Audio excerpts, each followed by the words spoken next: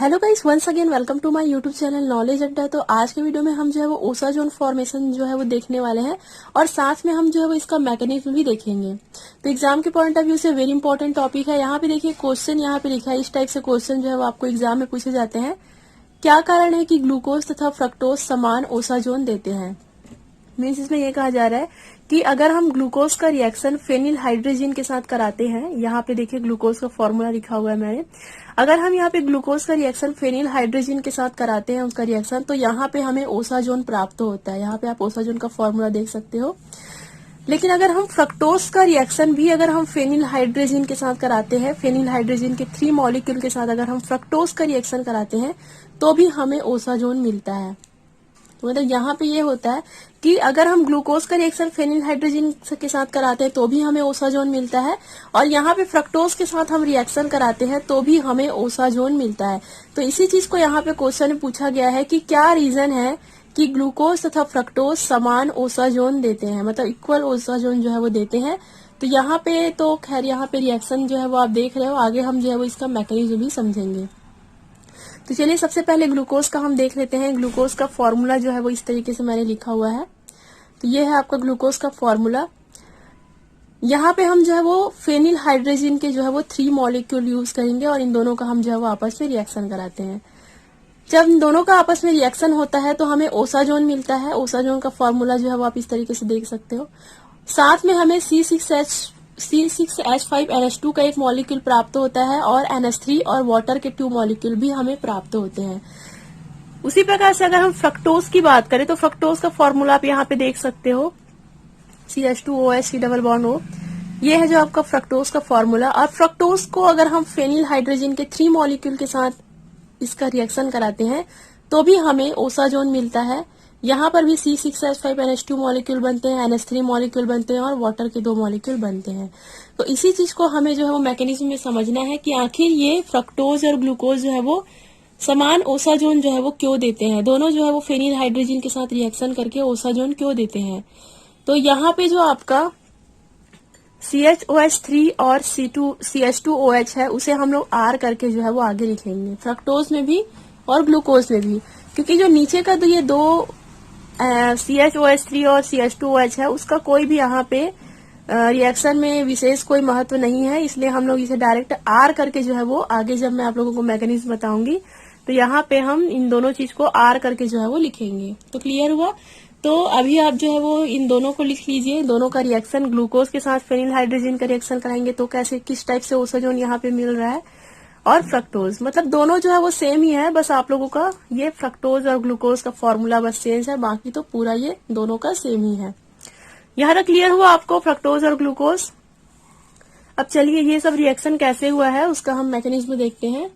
तो सबसे पहले हम जो है वो ग्लूकोज का देख लेते हैं। क्लियर हुआ आपको। तो आपको ध्यान ये रखना है गाइस कि यहाँ पे हम फेनिल हाइड्रोजन के जो है वो 3 मॉलिक्यूल जो है वो यूज करेंगे। तो चलिए हम यहाँ पे ग्लूकोज का फॉर्मूला लिख लेते हैं, CHOHR। तो जैसे कि मैंने आप लोगों को बताया था कि CHOH3 और CH2OH की जगह हम लोग डायरेक्ट R करके लिखेंगे शॉर्टकट में। तो यहाँ पे भी हम लोगों ने ग्लूकोज का फॉर्मूला लिखा हुआ है, CHO, CHOH और R। तो यहाँ पे हम क्या करते हैं, फेनिल हाइड्रोजन का 1 मॉलिक्यूल लेते हैं, मतलब फर्स्ट मॉलिक्यूल यहाँ पे हम लेते हैं और इसका रिएक्शन हम ग्लूकोज के साथ कराते हैं। तो जैसे ये इसके फर्स्ट मॉलिक्यूल के साथ रिएक्शन करते हैं, यहाँ से वाटर का एक मॉलिक्यूल जो है वो बाहर निकल जाता है। देखिए क्या होगा, यहाँ पे जो आपका O है, CHO में जो आपका O जुड़ा हुआ है वो इस H2 के साथ जो है वो जुड़ करके H2O मॉलिक्यूल बना करके यहाँ से बाहर निकल जाते हैं। और यहाँ पर जो आपका C6H5NHN जो है वो डायरेक्ट CH डबल बॉन्ड के साथ इस तरीके से जुड़ जाते हैं। क्लियर हुआ। बाकी यहाँ पे CHOHR जो है वो एज इट इज रहेगा। बस यहाँ पे क्या हुआ गाइस, बहुत इजी है। यहाँ का H2 और यहाँ का O, H2O वाटर का एक मॉलिक्यूल बन करके यहाँ से बाहर निकल जाते हैं। तो आपका इस प्रकार से जो है वो प्रोडक्ट रेडी हो जाता है।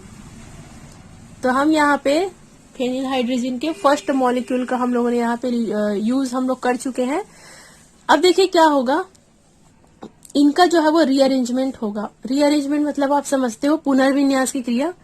तो रीअरेंजमेंट में क्या होता है, जो एटम्स होते हैं वो अपने आप को रीअरेंज करते हैं। जैसे कि यहाँ पे CHOH है यहाँ पर, तो यहाँ का जो एक H एटम है वो जा करके इस N के साथ जो है वो बॉन्ड बना लेते हैं। तो इसे हम सिंपल सा रीअरेंजमेंट कहते हैं। यहाँ पे मैं आप लोगों को और डिटेल में नहीं बताऊंगी क्योंकि मे भी आप इसमें कंफ्यूज हो सकते हो। बस इतना आप इजी वे में याद रखो कि यहाँ पर जो है वो रीअरेंजमेंट का प्रोसेस होता है जिसे हम पुनर्विन्यास पुनर्व्यवस्था कहते हैं।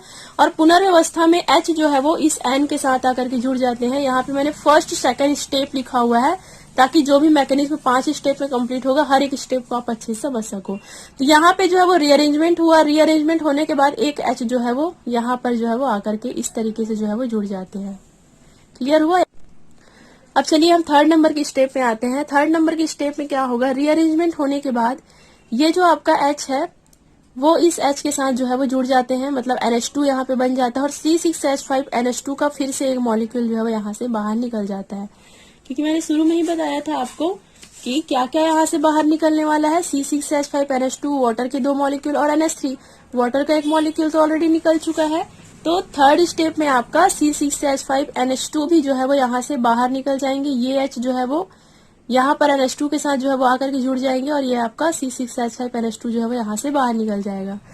फिर आपका समथिंग इस प्रकार से कुछ प्रोडक्ट बनेगा CH डबल बॉन्ड NH। अब ये तो पूरा बाहर निकल चुका है और यहाँ से H भी बाहर निकल चुका है, तो यहाँ पे क्या बचा, C डबल बॉन्ड OR। अब हम जो है वो चौथा स्टेप जो है वो स्टार्ट करते हैं। चौथे स्टेप में हम जो है वो फेनिल हाइड्रोजन का सेकंड मॉलिक्यूल लेंगे। फर्स्ट मॉलिक्यूल तो हम यहाँ पे ले चुके हैं, यहाँ पे हम जो है वो सेकंड मॉलिक्यूल लेंगे चौथे स्टेप में।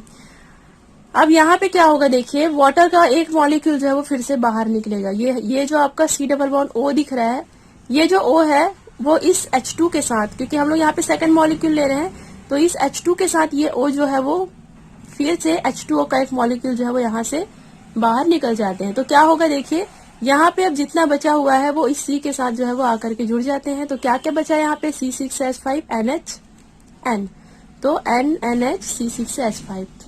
क्लियर हुआ आपको चौथा स्टेप।